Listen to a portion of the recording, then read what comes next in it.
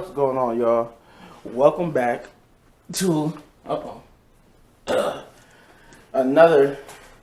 Let me change my. I didn't realize I had the camera face on. Okay, another edition of Little Bit Mad Gaming, bring you a review for BackLash 2022, or WrestleMania BackLash. Okay, I'll be the first to admit I'm a big man. I will admit when I'm wrong. Well, kind of. I'll admit when I'm kind of wrong because I was kind of wrong about this pay-per-view, but I'll tell you why. If I haven't said it, I hope I did, but if I haven't said it in my previous wrestling review videos, then I suspected that this pay-per-view was going to be meh to bad at best. It was better than what I thought. But the reason why it was better is also a negative for me. But I'll get into it. I'm going to slowly tell you why. Okay, so as you know with pay-per-views, not a lot of promos, hardly any promos. But they had commercials, but the first match was, they started off the night with a great match. Seth Rollins versus Cody Rhodes, the American Nightmare. And they tore the house down for the opening match. And it was good. I can't lie, it was good. I mean, it was always that. I always figured that was going to be a good match, but I didn't think nothing was going to beat that. But it did. I mean, I wouldn't say it was matches better, but there were some greater or as great matches. I would put it that way. It wasn't, I won't say greater, but as great matches. But yeah, this match was good. Cody and Seth did their thing. Nobody couldn't get their finishers as a final act, to get the pinfall. But it came to Seth Rollins trying to do a cheap roll-up by grabbing the tights, but he got reversed. And Cody Rhodes, instead used the roll-up himself by grabbing the tights and actually getting the victory here. It was said, like after the show, like sometime after the show on social media, that he was saying that he basically he beat Seth Rollins twice. He want to move on because, as he indicated at the end of the match, he's trying to win this bad boy right here. But now I'm going to get to another thing about that too, because the benefit of doing this video now, I got a lot of insight into why things went the way they did. But we moving on to the second match, which was Bobby Lashley versus Omos, and it was a good match. It wasn't as good as the first match, but it was a good match overall. I mean, to see two powerhouse characters, but one's a giant. Yeah, and I guess now they call it Omos the giant, the Nigerian giant now, Omos, and it's okay. But it was a good match. It was a good rubber match. And I called it a rubber match because Bobby Lashley gave it his all. Omos did. We had some good spots, Bobby Lashley slamming Omos and whatnot. But in the end, thanks to some help from MVP, Omos was able to get the victory. So basically it's 1-1. So I'm guessing this feud is going to continue, but either way, it was a good match. Not as good as the other one, as the first match with Cody Rhodes and Seth, but good nonetheless. The other thing I forgot to mention too, I just remembered, that the reason why Seth Rollins and Cody Rhodes match was good because it had some real length in them. That's the one thing about these pay-per-view matches. They actually give them time to put on a good show. And even the 6-man tag had its moments. But that's not the next match. The next match was AJ Styles versus Judgment Day leader Edge. And this match lived up to the hype. This match was just as great as the Seth Rollins versus Cody Rhodes match. They hit their thing. They did their thing. Edge worked over AJ Styles arm. He they played up the injury angle. He had to modify all his moves that he usually used with two arms. Now he had to do it with one, and that was like a cool little story, thing they did there.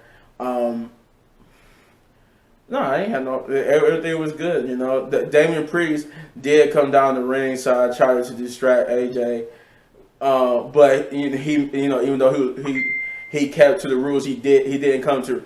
He was barred from ringside, but they never said he couldn't come. That doesn't mean he can't come down the ramp or nothing. He just can't cross that. He can't cross that threshold where the ringside starts and the ramp ends. So he had to stay on the ramp. That's why the referee, I guess, couldn't really do nothing about him being out there, because he technically is not at ringside. But then he did get to ringside because he got blasted from behind by Finn Balor. And they fought. They fought on the outside, and then actually in the ring and then out of the ring. The distraction that caused allows some mystery. Come on, guys. Sorry. It allows some mystery person to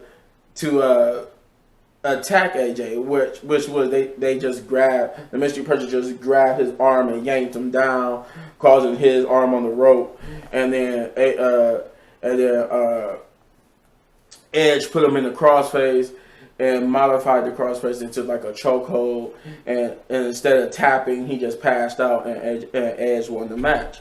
And then the mystery person in the hood basically bowed down like Damian Priest did, and then Edge told the person to rise, and the crowd that was behind Edge, it got, when the person started unzipping the hoodie and removing the face guard and stuff like that, they went crazy because they already saw who it was, because us, the viewer, we only can see it from the camera angle, so we watching it from with the person's back to us, and the crowd behind Edge, they just went crazy. So I'm like, it must be Ciampa. It must be Ciampa. But then I'm like, that kind of don't look like that. The body don't fit Ciampa. And then who would a Swerve. I'm like, you know what? I get to WWE for that one. They swerved us. The person wasn't Ciampa at all. Like I thought it was after a while. I'm like, that can't be Ciampa. They don't look like Ciampa, because then when you saw the person's hand was light. Like a light, Caucasian color. So then I'm like, who is this new person? And then turns out it was Rhea Ripley. And she got kind of a new look. She still looked like the same Rhea Ripley, except now, even with the black lipstick, except now she has black hair. She dyed her hair. She went from being a blonde to black now, to fit the new, status quo. And now she's is a member of Judgment Day. So Judgment Day went from being a 2-person stable to a 3-person stable, proving true the rumor that this was going to indeed be a stable. But it was a swerve, because they said the third person was supposed to be Ciampa, and it ended up being a Rhea Ripley. But it's still room for Ciampa. But I'm very interested in this story. I'm very interested to see where this continues to go. Now they got 3 people on the team. The next match was another banger. Cause I think other than I think it was only the match after the Ronda match was the only match that wasn't a banger. But every match on the card was a banger except for the match after Ronda's match. But yeah, so the next match was Ronda versus Charlotte Flair for the Smackdown Women's Championship, and the match was an I Quit match. I almost forgot what type of match it was, but it was an I Quit match. The I Quit match was brutal. It lived up to its hype, and I like to point out that I was right, because I called this at WrestleMania. I probably said this in my WrestleMania review, that any champion who retained at WrestleMania would lose their championship the next time they defended. Whether it been like on SmackDown or Raw or the pay-per-view, whatever it may be, they was going to drop their title. And by me saying this and saying that I was right, you should know where I'm going with this match with Ronda. I'll call this for both Charlotte and Roman, because usually that's how they do it. In the past, they always did it like this, and they stayed true to my predictions that any champion who retained, which was only I think Charlotte and Roman, would drop their titles next, and that's what happened here. Good match, back and forth, brutality all right around. I even love that you had to listen if you was listening when they was fighting on the ramp, and Ronda grabbed and partnered her hands away with the kendo sticks, and she was like, "No, wait, please wait," and she was like, "Wait for what?"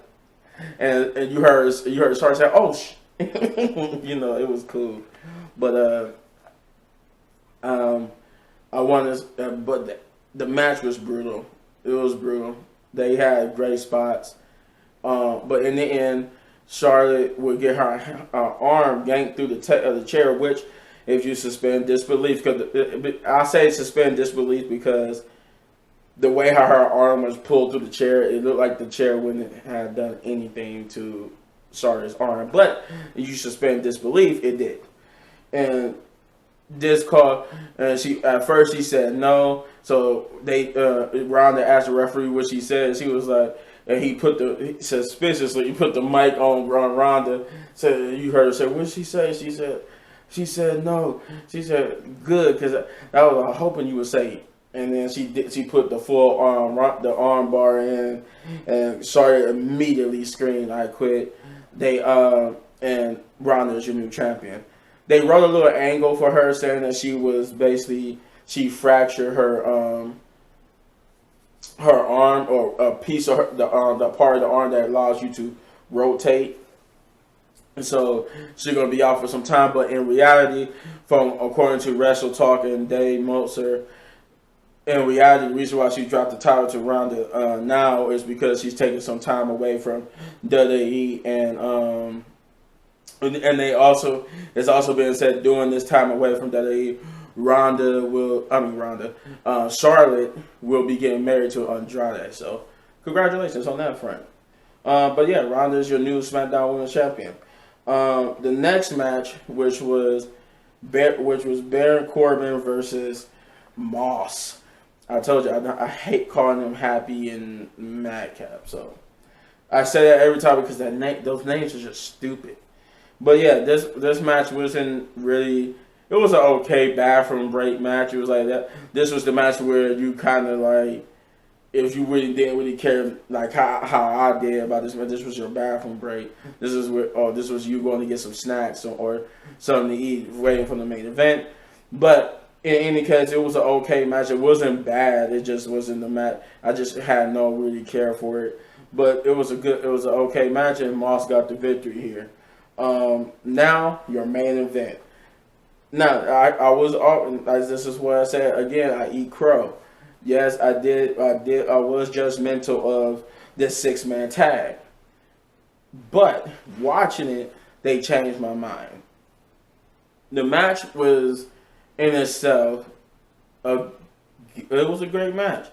My favorite spot is when one of my favorite spots is when Matt and Jay was in the ring. I think they just had Roman had just had put Drew to the table. Everybody was laid out, but Jay got up and grabbed Riddle, threw him in the ring, and they had this back and forth. Jay did this jump. I don't know like the official term for it, but he how he basically kicked him, and then Riddle did like this, and he came back around and kicked him in the head, and then Riddle. That was how it started, and then Riddle came and jumped, kneed him in the face, and Jay was like, he stumbled back, and then he just super kicks Riddle, and then Jay falls into the bottom turnbuckle and lands on his butt, and he just sits there like, yeah. But in that moment of him catching his breath and them trying to get some energy back, the crowd acknowledged that cool little back and forth and acknowledged the greatness of the match, and they gave a standing ovation to the wrestlers because they realized, just like at that moment, I realized this really was a good match. But as per usual, the Bloodline here got the victory, standing tall. Now, the pay-per-view itself was, besides the Baron Corbin match was the only match I didn't really. I mean, like I would say I like Omos versus Bobby more than I did Baron Corbin versus Moss. So yeah, Baron Corbin was the only match I didn't like. But the other thing I had a problem with was they had to put on a good pay-per-view. That's why I say this pay-per-view.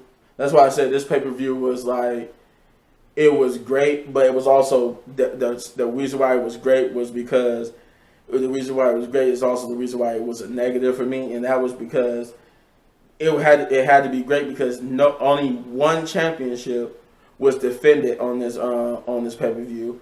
No Raw. It was no Raw Women's Championship match. They only had, I think it was only the first 3 matches were Raw matches, and the last 3 matches were Smackdown matches. And it was just like you had to put on a great show because you had only one title being defended, no WWE or the unification title. You didn't have the unification title matches. We didn't have Roman defending his title, so everything had to be great. So yes, you did put on a good pay-per-view, or I even say great. But the fact that you had to do that instead of just being planned, instead of having a title matches and meaningful matches and still putting on a great show, versus you was forced to do it because you had to pick up the slack for the lack of championships and stuff. We also got a tease for Money in the Bank, where apparently now they changing it. Seems like now if you win the Money in the Bank, guarantees you a championship match at WrestleMania. Hopefully that was just a misspoken word. I don't know.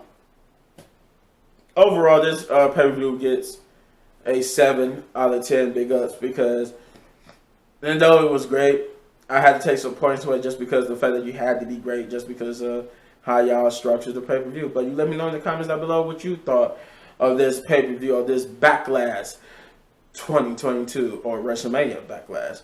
If you enjoyed the pay-per-view or this video, then you hit this button right there in the upper right corner for all of my WWE reviews. And if you enjoyed this review so much you want to support the channel, all you gotta do is hit that like, subscribe, share, hit that notification bell, do all those great things because I enjoy your feedback, because it helps me do this all the better. And as always, hit any one of these videos for more of my amazing content, but don't go anywhere because I got 3 more reviews and a reaction coming your way. 2 reactions. Peace out.